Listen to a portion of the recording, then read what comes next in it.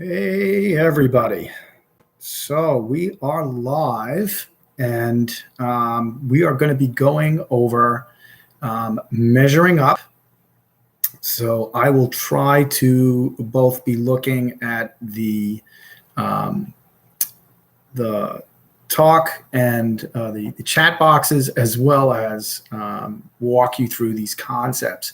Forgive me, originally I was going to be going through Zoom and being able to show you the slides. But unfortunately, Microsoft has launched a new update, and I was not aware that they are forcing me to go through a different process to launch. And as a result, Zoom wouldn't work. So I'll have to go back and redo and put the slides up there later on. So you'll see that later on.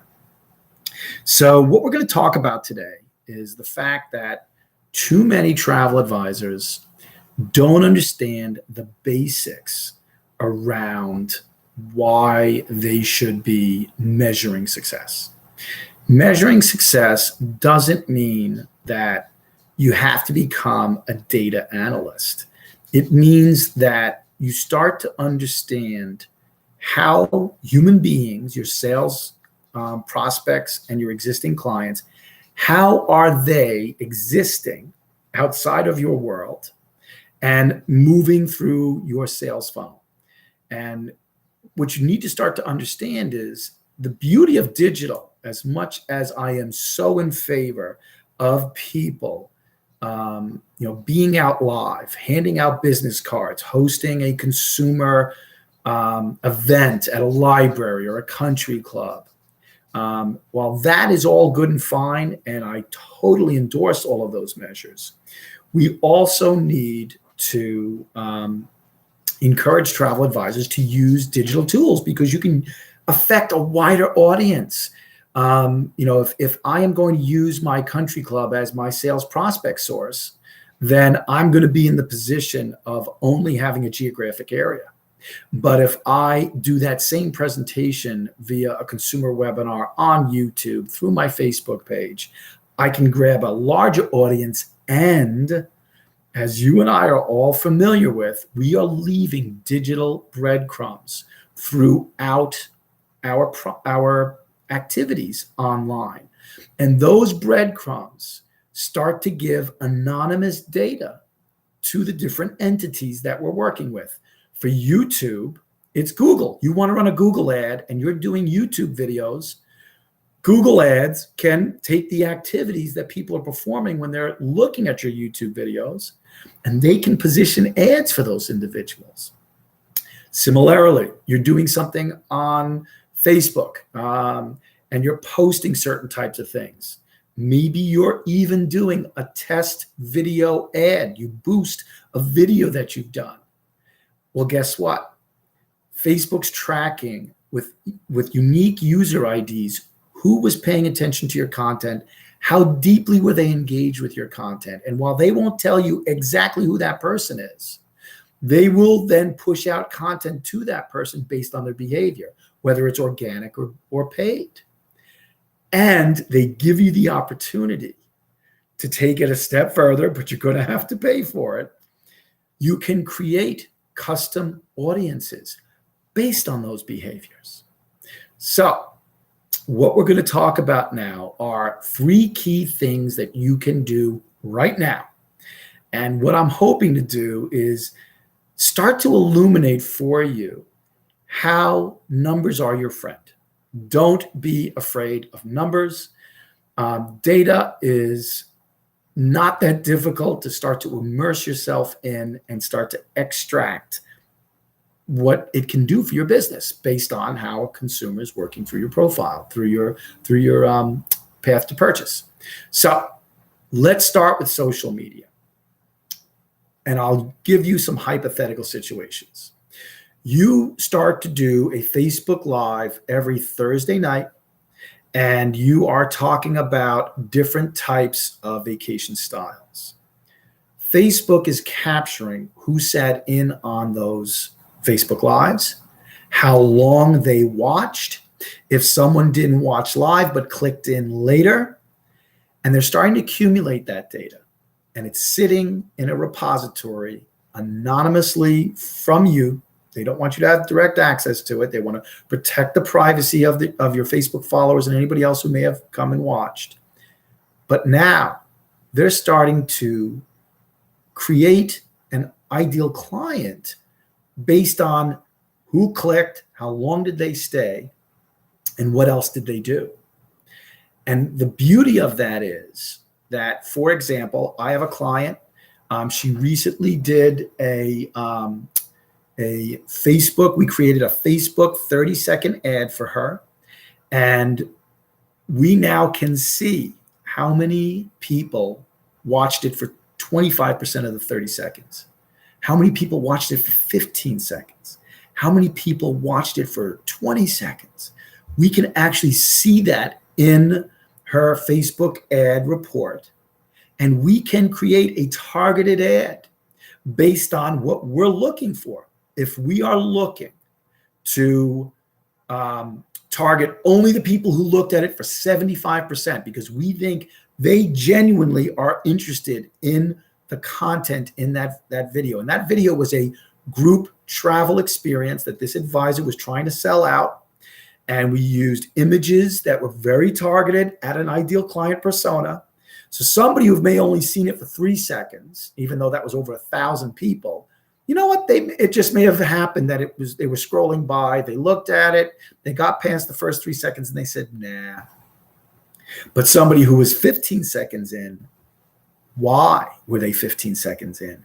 What in those first 15 seconds made them say, oh my goodness, I think I want to go on this trip? Well, that we could do a targeted ad to those. I think it was 244 people who were 50 seconds in. There were still 124 people watching that 30-second video at 100%. If we only needed to fill 12 spots on that trip, and we can close at a 10% rate, Facebook would allow us to try to get a hold of the email addresses of those 124 people by targeting them with some kind of landing page and say, hi, are you interested in traveling with a group of women at this age to this kind of destination? And we gave them a lead form and they filled it out. Now we have the contact information to start the sales and marketing sequence to move them from interested to engaged to convert. And like I said, if there were 124 people who stayed all the way through the 30 seconds and we can close, then we've got those 12 spots filled if we can close at a 10% rate. If we close at a 20% rate, we may book 2 trips. And if we know what our P&L looks like, we know how much money we can spend on those ads. And if our income for that particular trip is $500 per person, that's $6,000, right? 500 times 12, $6,000. Then we know we can spend a couple of $100s on ads to get still a very profitable trip. That's why measurement is so important. Let's talk about email. And I'm hoping all of you have a phenomenal email service provider. Quite a few of my clients and my sales prospects, when I talk to them about email, they're using the free version of MailChimp. They're using the free version of Constant Contact or ConvertKit. Here's what I will tell you.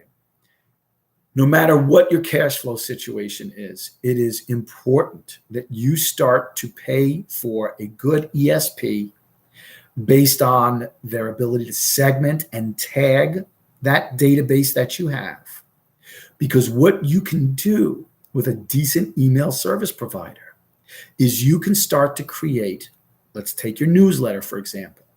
Let's say we go back to that client of mine who's trying to get women who are really interested in traveling in small groups to exotic locations.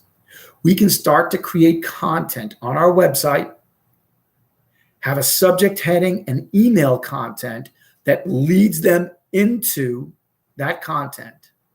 And with a really good email service provider, as we start to send out this content over several weeks, we can start to identify who in our sales prospect pool is consistently opening those emails and clicking through to the content.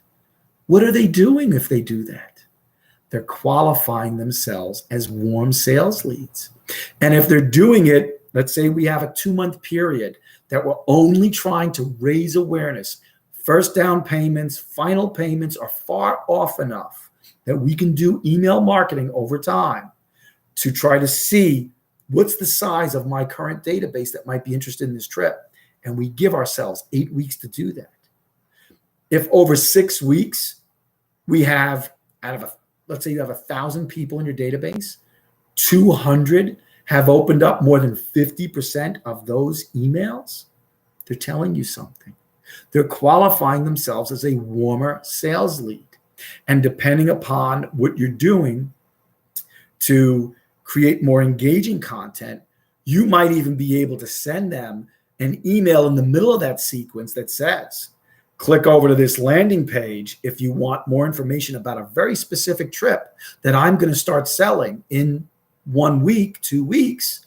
And you, being someone engaged with this content, you get a special price before we open it up to the general population. Now that person converts from a warm sales lead to a hot sales lead. And now you may even want to say to them, hi, what can I do to inform you more about this trip to ensure, since we've only got a limited number of spots, to ensure that you get one of those limited spots. That's marketing and selling using metrics to let people qualify themselves and tell you what they want to buy and when. That's measuring what matters. Now, I've got to tell you, when it comes to certain types of measurement tools, what travel advisors have said to me is they really don't measure success. Fewer than 1 out of 2 travel advisors either always or at least, more than yearly track their Facebook insights. If you're posting content on Facebook and you're not tracking, did somebody watch my Facebook Live? You're losing the opportunity to understand who amongst your followers might be interested in the content you created. Don't just create content for the heck of it. Don't be one of those more than 1 out of 2 travel advisors who doesn't measure Facebook insights. I also asked about 2.5 years ago, I asked about 140, 150 travel advisors, do you use your ESP CRM? Do you use it for sales and marketing? When I asked that question in terms of, hey, you have a CRM, what do you use it for your primary purpose? What was the primary purpose for you to get that tool and use it? Both when I asked primary and secondary reasons for having a tool like that, sales and marketing was never 1, 2, or 3 on those 2 lists. Don't be an advisor who either has a free or paid version of an ESP and you're not measuring open rates, click-through rates, open to click rates. You're sending out these emails and people are seeing the subject heading in their inbox. If they're not choosing to open that at a rate higher than 20, 25%, then your subject heading is failing you. And your clients are telling you that. If the click-through rate is, 1%, under 2%, because click-through rates are hard. You've got a subject heading, then you've got content, and now you're encouraging someone to go somewhere to give you that one more piece of data that's what they're interested in, not just the really well-crafted subject heading that I had, but they're also working with your content and saying, ooh, tell me more. If you are not crafting it in a way that they're clicking over to your landing page or your website or some other tool that you have that your email service provider can track, then again, you're missing the opportunity to understand somebody's qualifying themselves. And if you were really targeted and strategic about the content, you missed a chance to let them tell you what they want. So when it comes to email, get yourself a good email service provider and start to familiarize yourself with your metrics dashboard. What data do they provide to you, and how do they send it? Now, I'm pretty good at both HubSpot and Constant Contact. Both of them not only told me what my open rates were and click-through rates, but I could also look at who in my database was most engaged with which content. I had real-life individuals who I could then say, they keep opening this type of content. If I have an education class about that subject matter, I can target them, set them up on an email sequence to move them into a sales funnel to purchase that product. Finally, as we start to move towards wrapping this quick real talk up, your web analytics. If you have a website and you are not using a free tool like Google Analytics, give me an email, send me an email, and I will show you how to set up that pixel and have that dashboard start to set up in your Google Analytics. Like I said, it's free.